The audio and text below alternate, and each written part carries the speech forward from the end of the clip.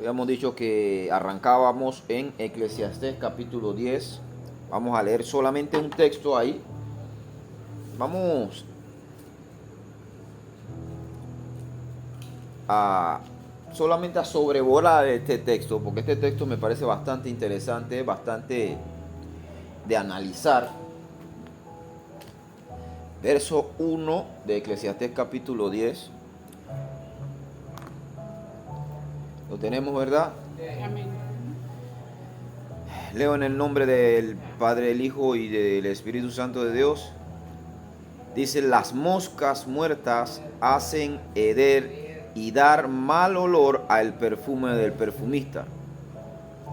Así una pequeña locura al que es estimado como sabio y honorable.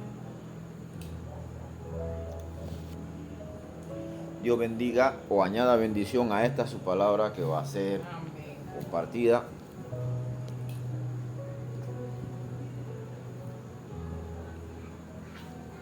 Un texto de analizar. Voy a darle más o menos un contexto de lo que quiere decirle este texto, o de lo que quiere o enseña más bien este texto. Este texto dice, o más bien parafraseándolo a este tiempo, utilizando frases que podamos entender en este tiempo, el texto te está diciendo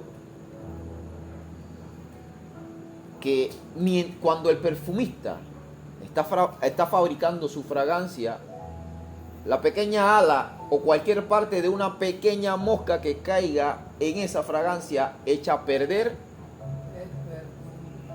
el perfume del perfumista.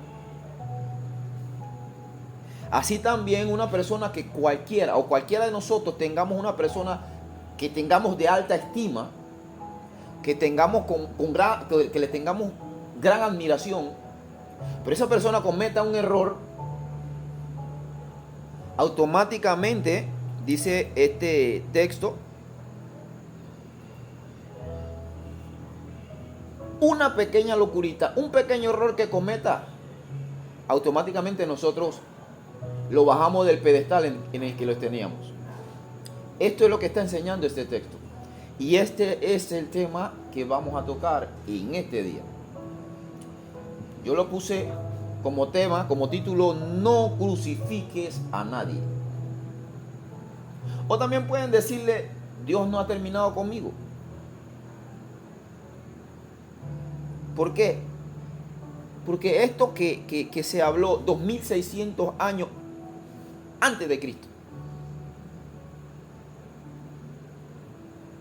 hoy en nuestro entorno, no solamente en el mundo, sino también en nuestras congregaciones, vemos cómo un pequeño error que cometa cualquier hermano, o llámese líder, llámese consiervo, o sea yo, o sea el que sea, automáticamente nosotros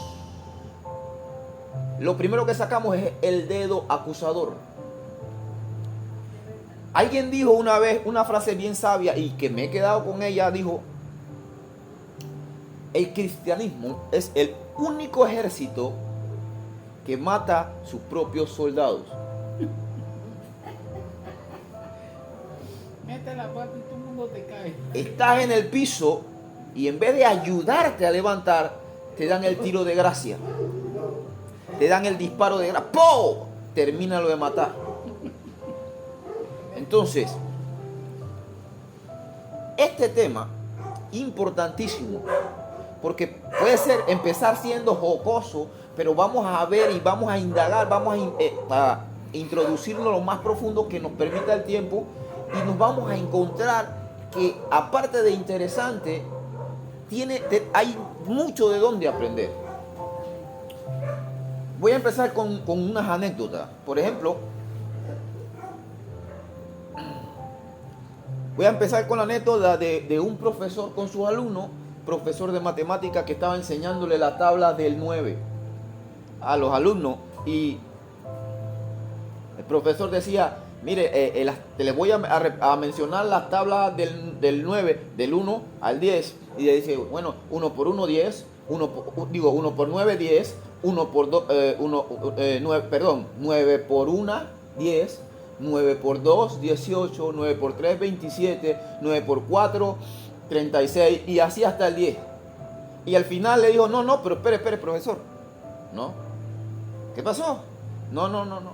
Es que usted dijo 9 por 1, 10. Y 9 por 1 no es 10, es 9. ¿Qué enseñaba eso?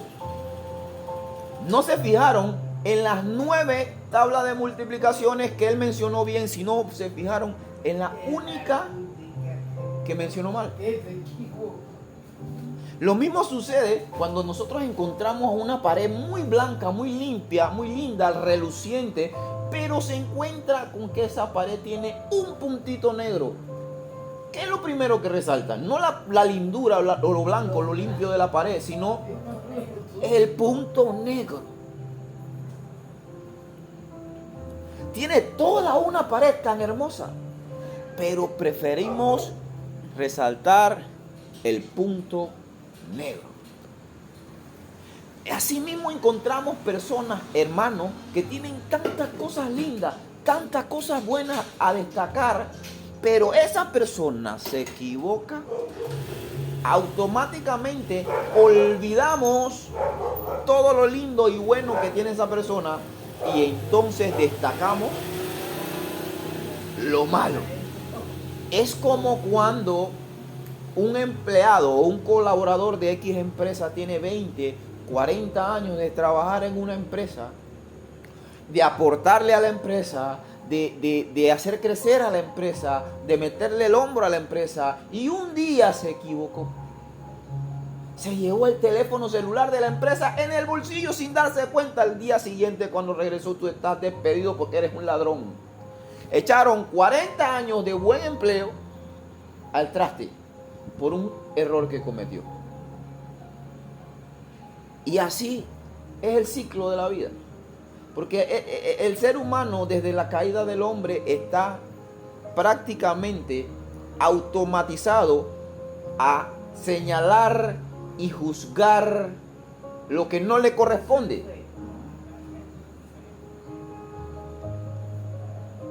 Ahora, imagínese usted si todos los seres humanos, o si Jesucristo nos mandara a nosotros como cristianos a señalar los errores de los demás. ¿Dónde quedaría el evangelio? No tendríamos oportunidad de predicar el evangelio, ni hablar, compartir las palabras de Cristo, por la sencilla razón de que vamos a ocupar el tiempo señalando y juzgando los errores de los demás, los pecados de los demás. Y en efecto, en ciencia cierta, nosotros no somos llamados a destacar los errores de los demás. Nosotros no somos llamados a señalar el pecado de los demás. Nosotros somos llamados a restaurar. Porque, como dice en Romanos capítulo 3, versículo 10, como está escrito, no hay justo ni aún uno. No hay justo. No hay justo. Que haya quienes se esfuerzan más que otros, sí, pero justo no hay uno, dice Romanos capítulo 3, verso 10. Y también primera de Juan capítulo 1, versículo 10 dice, y si decimos que no hemos pecado, le hacemos a él mentiroso. ¿Eso qué quiere decir? De que todos tenemos pecado. Todos. Entonces, si todos tenemos pecados,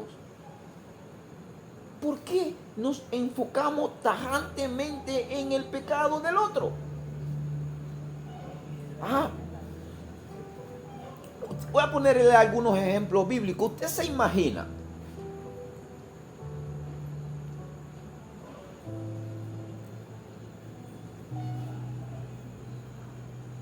imagina a Abraham, que Abraham fuese contemporáneo nuestro, y usted ve a Abraham entrando a Amalek. ¿A dónde es Amalek? Y se encuentran con que Abraham le dice al rey Amalek que Sara es su hermana.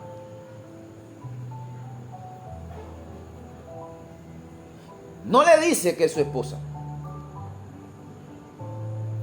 A ver. Ahora alguien me va a decir, pero en realidad Abraham y Sara eran hermanos por parte de padre, no de la misma madre. Pero antes de eso eran esposos. Omitir algo como eso es considerado como una mentira. Y Abraham no lo hizo una vez, 2 veces. Si nosotros hubiésemos estado en el tiempo de Abraham y vemos a Abraham, el que fue llamado amigo de Dios o el padre de la fe, usted dice, ¿este es el padre de la fe? ¿Este tipo es amigo de Dios? Mentiroso. Este tipo es un mentiroso. ¿Cómo que este es el padre de la fe? Hubiésemos crucificado automáticamente a Abraham. Y ni hablar cuando Abraham se desesperó acerca de la promesa que Dios le había dado de un hijo. Dios le dijo, te voy a dar un hijo, ¿cierto? Y Abraham veía que pasaba el tiempo. Sara veía que pasaba el tiempo. No, ¿sabe qué? Agarra. Abraham agarró otra mujer. Fornicario. Adúltero. ¿Usted se imagina que cada uno de nosotros fuésemos vecinos de Abraham? Y dice, no, este no es cristiano. Este está en la carne. Automáticamente lo crucificamos. Pero ¿sabe qué? Lo importante no es que el vecino me crucifique. Lo importante es que Dios me justifique.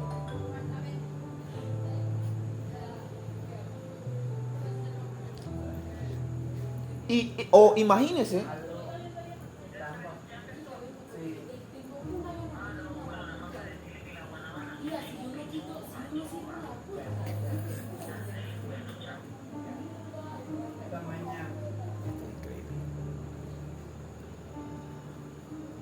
Eso te da para que tú tengas conciencia de lo que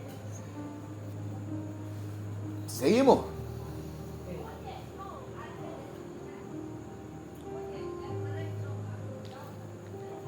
Esa historia de Abraham la pueden encontrar en Génesis 20. La historia de Abraham con cuando mintió, o en Génesis 16 cuando se metió con Agar. Pero imagínese usted que Noé, el que fue llamado el pregonero de justicia. El pregonero de justicia. Después de que bajaran las aguas del diluvio, Noé plantó una viña. Y con el fruto de la viña hizo un vino y se embriagó. Y cometió actos bochornosos. Actos bochornosos que en ese entonces, en su costumbre, en su cultura, eran pecados de muerte. Desnudarse a los ojos públicos, eso era pecado de muerte. Prepárense porque lo que vamos a tirar es piedra, vamos a pelearlo. ¿Usted se imagina que nosotros hubiésemos estado en ese tiempo? Nosotros hubiésemos dicho, ¿pregonero de qué? ¿Pregonero de qué? ¿De justicia o de injusticia? Este no es justo. Lo hubiésemos crucificado automáticamente a Noé. ¿Cierto? Ahora, esa historia de Noé la pueden encontrar también en Génesis 9. ¿Y qué diríamos del rey David? ¿Qué diríamos del rey David? Un hombre llamado conforme al corazón de Dios. Preste la atención bien a eso. Un hombre llamado conforme al corazón de Dios. Pero mientras fue rey, hizo y deshizo como quiso en su reino. Empezando porque mandó a censar el pueblo sin consultar a Dios. Pasó por encima de Dios.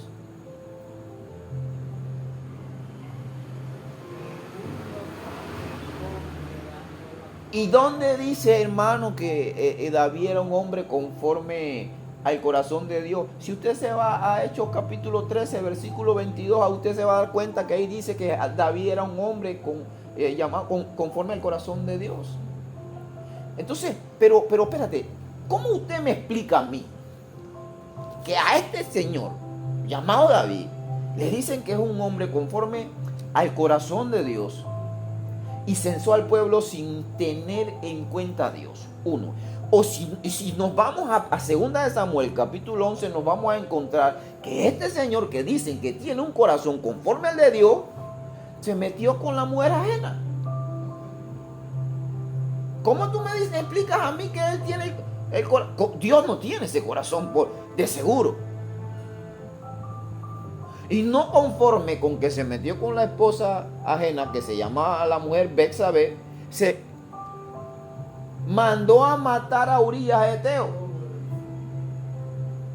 2 pecados de muerte, terrorífico en uno. 2 en uno.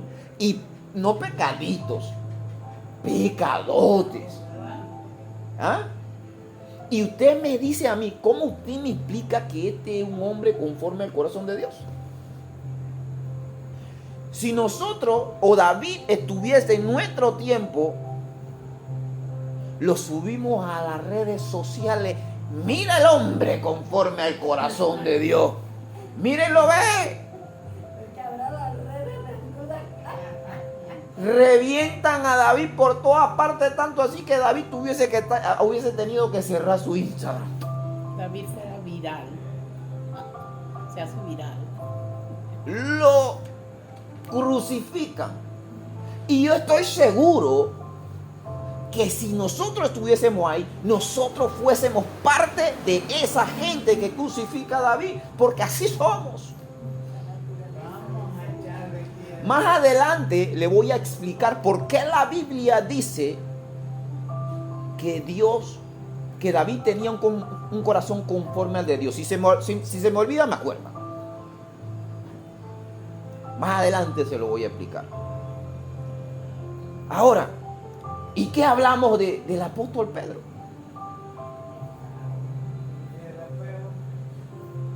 ¿Usted se imagina que nosotros viviésemos en el tiempo de Pedro? Y vemos que Jesús está crucificado, su maestro está crucificado, y él está a un par de metros viendo toda la escena. Jesús crucificándose por nuestros pecados, por los pecados de todos, también incluido por los de Pedro. Y sale Pedro: a este yo no lo conozco. ¿Quién yo? A él. No, este es uno de ellos. ¿Quién yo? Tú estás loco, tú estás viendo mal, yo no era. Y en la tercera, hasta maldijo que él no era. Nosotros hubiésemos estado en ese tiempo y decimos: este es un hijo del diablo. Hijo de Dios, este no puede ser hijo de Dios, este es un hijo del diablo, no puede ser. Porque así somos. Vamos crucificando fácilmente y sin medir consecuencias a las personas, sin saber si esa persona que cometió un pecado, que cometió un error, está siendo procesada por Dios, y Dios al final está perfeccionando una obra. Filipenses 1:6 dice que tengo por cierto que el que empezó en vosotros la buena obra la perfeccionará. O sea que es hasta el día de Jesucristo. O sea, ¿qué quiere decir eso? Que día tras día en el que nace de nuevo, Dios va a ir perfeccionando. Vamos a ir cometiendo errores, vamos a ir cometiendo pecados, vamos a ir levantándonos de cada uno de esos, pero vamos a ir corrigiéndonos. Dios con su Espíritu Santo y su palabra va a ir corrigiendo nuestras vidas y va a ir transformando nuestras vidas. Pero esto no sucede hoy día porque nos enfocamos más que en la renovación, la reestructuración del alma que Dios está haciendo en nosotros. Nos enfocamos más en lo malo que hacen los que están al frente. Como si nosotros fuésemos perfectos. Como si nosotros fuésemos inmaculados. No entendemos que justo no hay ninguno, que todos tenemos pecado. Pero ¿qué pasa? Que la gente hoy día en las iglesias piensa que pecado solamente es todo lo que se cometen de la cintura para abajo. Pero es igual de pecado los pecados que se cometen de la cintura para arriba, de forma interna en el corazón.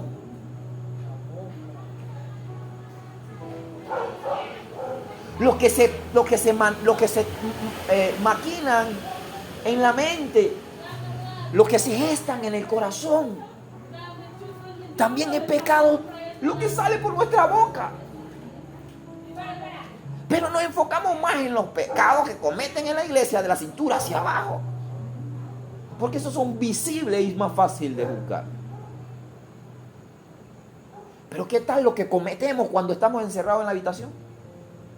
¿Qué tal lo que cometemos cuando nos encontramos con alguien que no nos gusta? ¿O qué tal lo que cometemos cuando tomamos esta postura de señalar a la otra persona, sintiéndonos superiores a esa persona, porque esa persona cometió un pecado, porque esa persona cometió un error, y ese es un pecado de orgullo? Ay, mi Dios.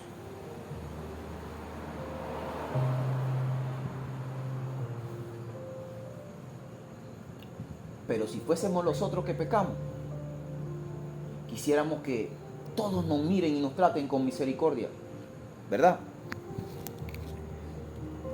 Pues entonces, si nosotros quisiéramos que nos miren y nos traten con misericordia, en el hipotético caso de que cometamos un pecado, entonces hagamos lo mismo.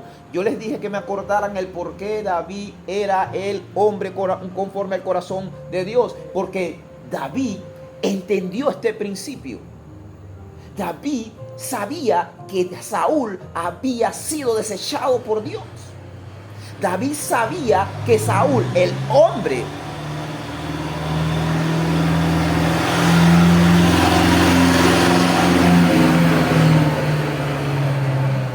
David sabía que aquel hombre que había sido desechado por Dios, no solamente había sido desechado por Dios, sino que estaba planeando y en el momento en que pudiera lo va a matar. Y David tuvo la oportunidad de adelantarse o de vengarse. Y David dijo, no, él es un ungido de Dios, Dios lo ungió al primero que a mí. ¿Y sabe qué? Si a él lo está atormentando un demonio, yo le voy a cantar para que ese demonio le deje de atormentar. O sea, él no lo miraba con ojos de odio, él no lo miraba con ojos de que, mira, tú estás mal. Hey, si yo te puedo ayudar, te ayudo. Si yo puedo ayudar a tu restauración, te ayudo. David era un hombre que, si cometía un error, él confrontaba su error. Él lo confrontaba y lo confesaba. Por eso se escribió el Salmo 51. El Salmo 51 fue producto de David después del pecado de Betsabé y Urías el Eteo. En pecado me concibió mi madre. Contra ti he pecado.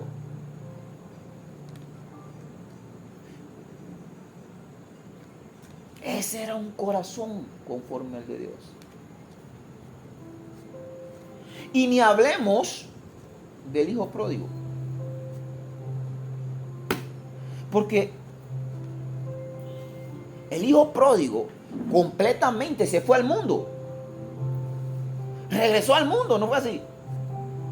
Usaba de los deleites y los placeres y esto. Ay, venga para acá, tú eres la más bonita. Yo tengo plata y yo sigo siendo el rey. El hijo pródigo, ¿ah?, se fue al mundo. Se gastó todo. ¿Y sabe quién fue el primero que lo crucificó? El propio hermano. El propio hermano. Pero esto se parece muchísimo a las congregaciones de hoy día, 2024. Alguien se va al mundo y lo primero que dicen, se lo dije, yo sabía que él no era cristiano. Oye, ve y restaura a tu hermano, ve y búscalo del mundo. La Biblia dice que el que hace volver a un alma del pecado, al arrepentimiento, es sabio. No, yo sabía que él se iba a ir para el mundo. No, yo sabía que él no iba a durar mucho. No, esto no funciona así. El hijo pródigo se fue al mundo y el primero que lo crucificó fue su propio hermano.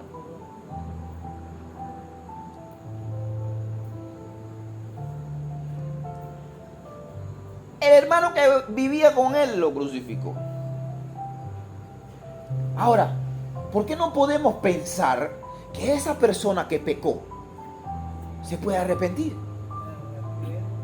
¿Por qué no podemos pensar que en efecto fue lo que exactamente sucedió con el hijo pródigo? El hijo pródigo dijo, y volviendo en sí, dice la Biblia. ¿Qué significa volviendo en sí? Él dijo, no, recapacité, me arrepentí, voy a volver a mi padre.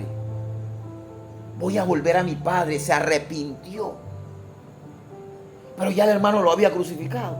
Pero cuando el hermano lo crucificó, Dios lo regocijó. Dios lo recibió, el Padre lo volvió a recibir.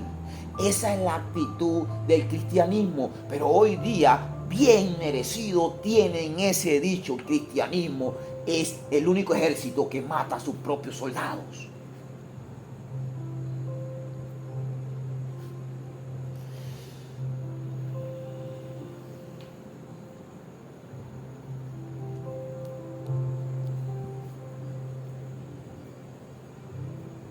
Vamos a leer una historia en la que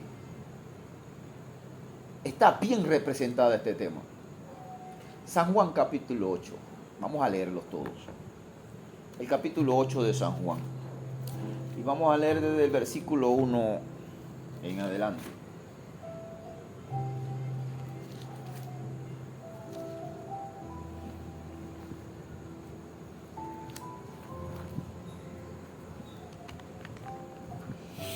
Lo tenemos, ¿verdad?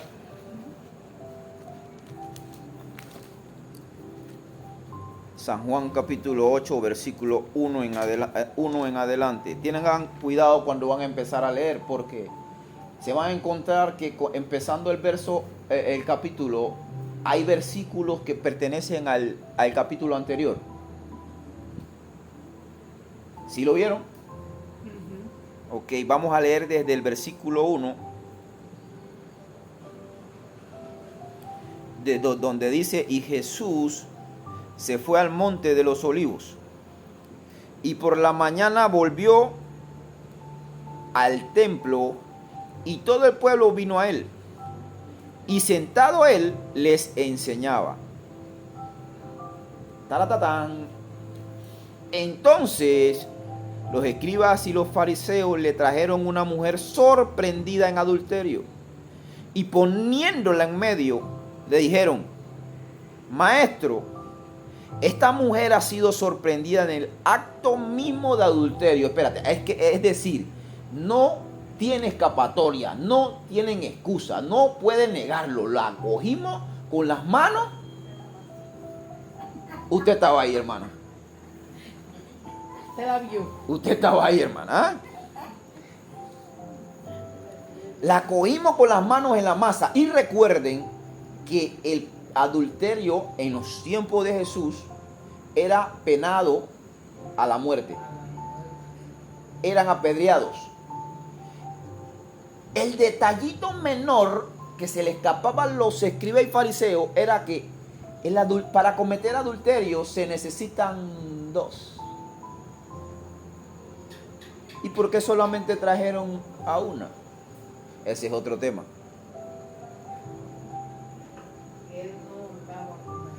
Y le dijeron, verso 4, y le dijeron, maestro, esta mujer ha sido sorprendida en el acto mismo de adulterio. Y en la ley nos mandó Moisés a apedrear a tales mujeres.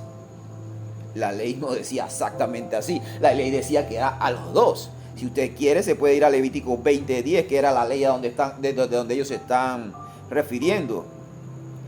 Tú, pues, ¿qué dices? Vamos a parar ahí. Vamos a parar ahí en el 5. Tú, pues, ¿qué dices? Era evidente que esto era una pregunta o una encrucijada, algo capcioso para en contra de Jesús. ¿Por qué? Porque Jesús tenía fama de que se sentaba a comer con los pecadores. Que Él venía a buscar a los pecadores.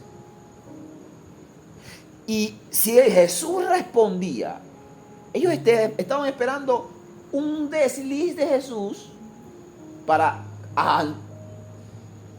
anticipar la crucifixión. Ya ellos querían ver una sola de Jesús. Y le llevaron a esta mujer para hacerle una pregunta que, según ellos, los pusimos entre la espada y la pared. Porque Jesús era amigo de los pecadores.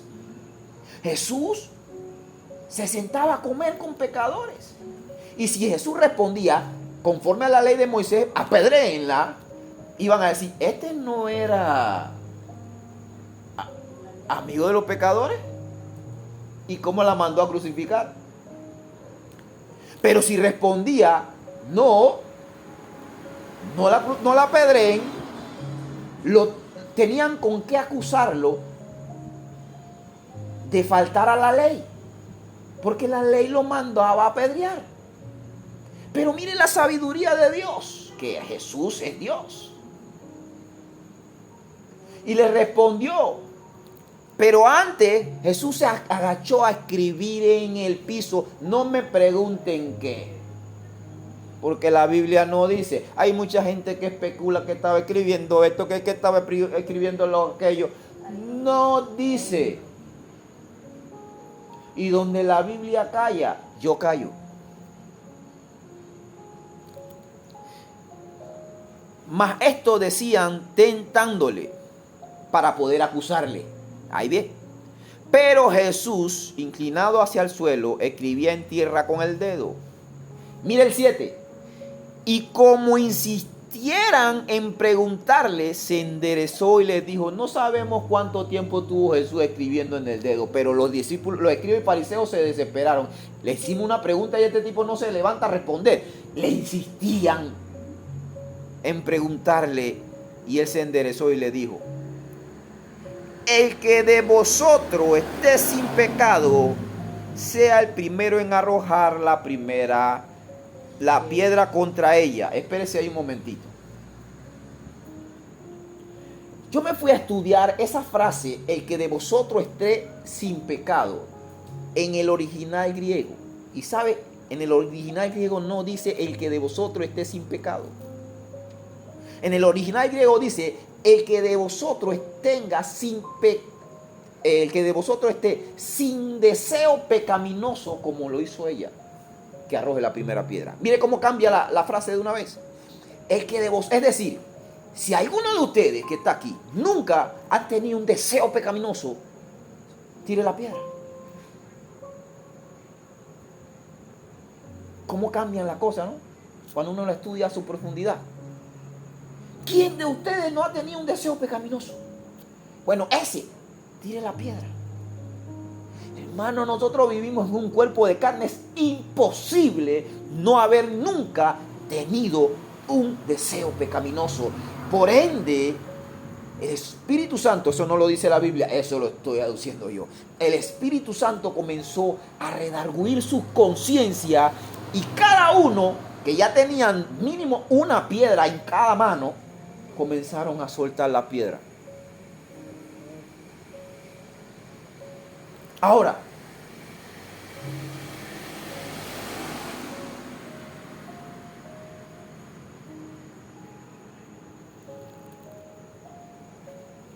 si Jesús hubiese dicho apedréenla, infringía la ley, ¿no?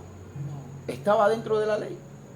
Pero lo que Jesús hizo fue lo que precisamente el Padre lo envió a hacer a la tierra, a la humanidad: mostrar misericordia. Que era pecadora, sin ninguna duda.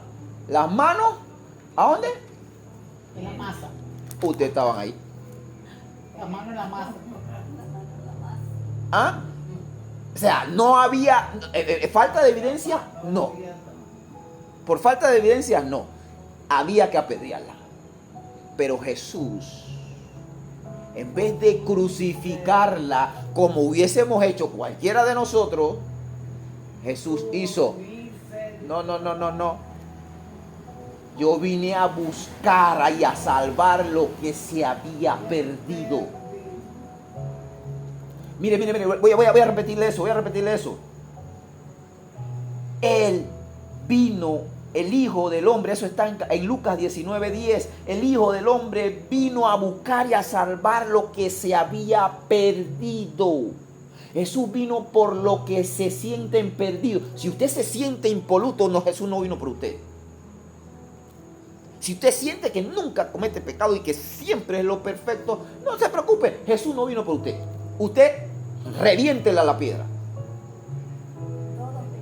Reviéntele la piedra.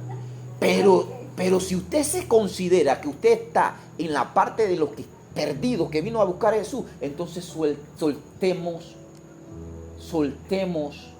la piedra. Soltemos la piedra.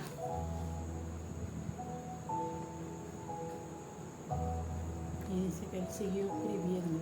Ahora, no terminamos ahí. Vamos al verso 8. En el 8 quedamos, ¿no? Uh-huh. E inclinándose de nuevo hacia el suelo, siguió escribiendo en tierra. Pero ellos, al oír esto, ¿qué dice? Acusados por su conciencia, salían uno a uno, comenzando desde los más viejos hasta los más postreros. Y quedó solo Jesús y la mujer que estaba en medio. Mire lo que dijo Jesús. Enderezándose Jesús y no viendo a nadie sino a la mujer, le dijo: mujer, ¿dónde están